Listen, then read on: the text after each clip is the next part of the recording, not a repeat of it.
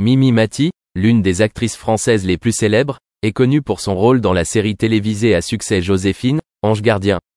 Cependant, derrière la gloire de sa carrière et les sourires éclatants à l'écran, la vie de Mimi Mati a traversé de nombreux défis importants, notamment lorsqu'on a découvert qu'elle souffrait d'une grave maladie. La maladie à laquelle Mimi Mati est confrontée est la courbure congénitale de la colonne vertébrale, une pathologie rare et complexe. Cette maladie provoque une courbure anormale de sa colonne vertébrale, provoquant de nombreux problèmes de santé et de mobilité. Même si elle vit avec la maladie depuis son enfance, sa gravité n'a été découverte que récemment. Cela l'a amenée à faire face à de nombreuses difficultés dans sa vie quotidienne et professionnelle. Mimi Mati a dû subir de nombreuses interventions chirurgicales pour améliorer son état et soulager les douleurs provoquées par la maladie. Cependant, elle garde toujours un esprit optimiste et résilient.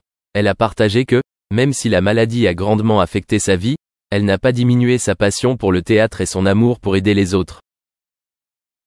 Face à sa maladie, Mimi Mati a non seulement pu compter sur le soutien des professionnels de la santé, mais a également reçu un fort soutien de la part de sa famille, de ses amis et de ses fans. Cette compagnie l'a aidé à surmonter des moments difficiles et à poursuivre ses rêves.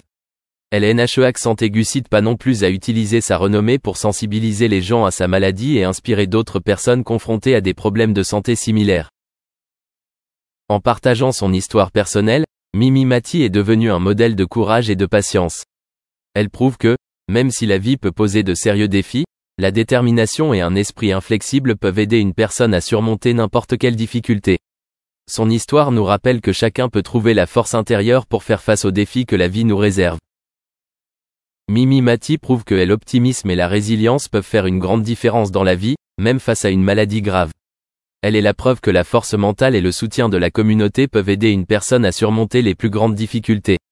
Son histoire n'est pas seulement une leçon de persévérance, mais aussi une source d'inspiration pour de nombreuses personnes à travers le monde. Mimi Mati, l'une des stars célèbres du cinéma français, est connue non seulement pour ses rôles impressionnants mais aussi pour sa vie privée, notamment le charmant manoir qu'elle possède en Provence, dans le sud de la France.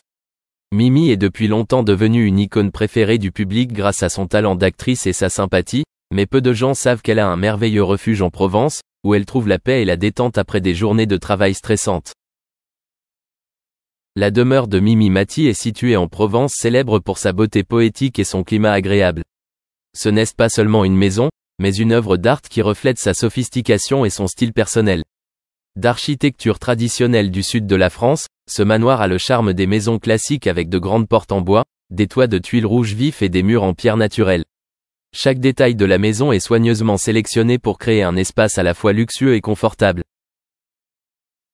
Le terrain du manoir est entouré de vastes jardins, où Mimi peut profiter de la tranquillité et de la beauté de la nature. Des oliviers, du romarin et de la lavande ornent l'espace extérieur, apportant une sensation de paix et de confort. Le jardin n'est pas seulement pour elle un lieu de détente, mais aussi une source d'inspiration pour ses créations. Mimi passe souvent du temps ici à lire des livres, à écrire et même à organiser de petites fêtes conviviales avec sa famille et ses amis. À l'intérieur du manoir, chaque pièce est délicatement décorée avec un mobilier luxueux et cosy. Le grand salon avec cheminée en pierre et grandes fenêtres ouvrant sur le magnifique jardin est l'endroit où Mimi accueille souvent ses invités et se détend. Les chambres sont équipées de lits moelleux et de meubles de haute qualité, créant un espace de repos idéal. Son bureau est notamment décoré dans un style personnel, avec des peintures, des livres et des décorations qui reflètent les intérêts personnels de Mimi. Le manoir en Provence n'est pas seulement une retraite idéale mais aussi un symbole de la réussite et de la passion de Mimi Mati pour créer un espace de vie harmonieux et paisible. C'est ici qu'elle trouve le calme dont elle a besoin pour se reposer et se ressourcer, et qu'elle partage de précieux moments avec ses proches. Avec la combinaison parfaite des architectures traditionnelles et d'équipements modernes, la résidence de Mimi Mati en Provence est un véritable joyau dans ce beau pays, reflétant une partie de l'âme et du style de vie de cette actrice talentueuse. Ce mardi 30 juillet, le public aura à nouveau l'occasion de rencontrer Mimi Mati sur le petit écran à travers un nouvel épisode de la célèbre série L'Ange Gardien Joséphine diffusée sur la chaîne TF1. Cette actrice talentueuse est devenue un symbole familier du cinéma français avec son rôle de Joséphine, un ange gardien bienveillant et toujours prêt à aider ceux qui rencontrent des difficultés dans la vie. Son retour à ce rôle promet non seulement d'apporter des moments de divertissement passionnants, mais continue également d'affirmer le succès continu de la série. Lorsqu'elle n'est pas devant la caméra, Mimi Mati profite de ses bons moments dans le calme et la tranquillité de Vaison-la-Romaine.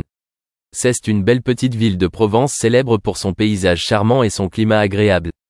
Ici, elle et son mari, Benoît Gérard, possèdent une ferme provençale, où Mimi Mati peut se détendre et se ressourcer après des journées stressantes de tournage. La ferme du couple n'est pas seulement un lieu de repos mais aussi un espace idéal pour accueillir amis et parents.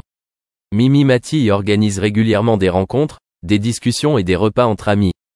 Ces rassemblements l'aident non seulement à créer des liens avec son entourage, mais sont aussi l'occasion de se détendre et de profiter des moments simples mais chaleureux de la vie. Pour Mimi, la vie à la ferme n'est pas seulement un repos mais aussi une grande joie, où elle peut s'éloigner des projecteurs et s'immerger dans le calme de la nature. La combinaison de Mimi Mati entre vie professionnelle et vie personnelle montre un modèle idéal d'équilibre entre carrière et vie privée. Elle est non seulement une actrice talentueuse mais aussi une épouse et une amie dévouée qui sait toujours trouver de la joie dans les choses simples de la vie.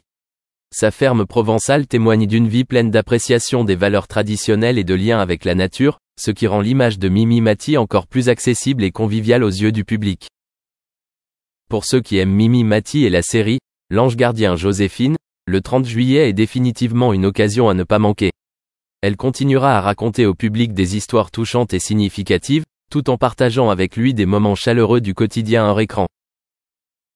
Mimi Mati et son mari ont créé ensemble une tradition pleine de sens sur leur ferme. Chaque année, le couple organise des réunions chaleureuses, invitant parents et amis à faire la fête et à resserrer leurs liens. Cette tradition permet non seulement de maintenir des relations étroites entre les membres de la famille, mais constitue également l'occasion pour les amis de se réunir et de créer de précieux souvenirs. Mimi Mati, avec sa grande âme et son amour pour les autres, a constamment bricolé et pris soin de chaque petit détail de la ferme pour rendre chaque occasion de rassemblement spéciale et mémorable. Elle partage souvent avec ses amis, la maison rassemble famille et amis. Chaque année, j'achète plus de chaises pliantes, souriait-elle joyeusement en confiant à ses collègues du Dauphiné libérés en juillet 2011. C'était un témoignage de l'hospitalité et de l'hospitalité de Mimi Mati. Prendre soin de ceux qui l'entourent. Chaque nouvelle chaise pliante ajoutée n'est pas seulement un ajout à l'espace, mais aussi un symbole d'accueil chaleureux et d'appréciation pour chaque invité. Ces rassemblements ne sont pas seulement un moment pour discuter et partager des histoires de vie, mais aussi une opportunité de construire et de renforcer des relations, créant une communauté mutuelle aimante et solidaire. La ferme de Mimi Mati est devenue une destination privilégiée, où chacun peut profiter d'une ambiance chaleureuse, confortable et pleine de sens.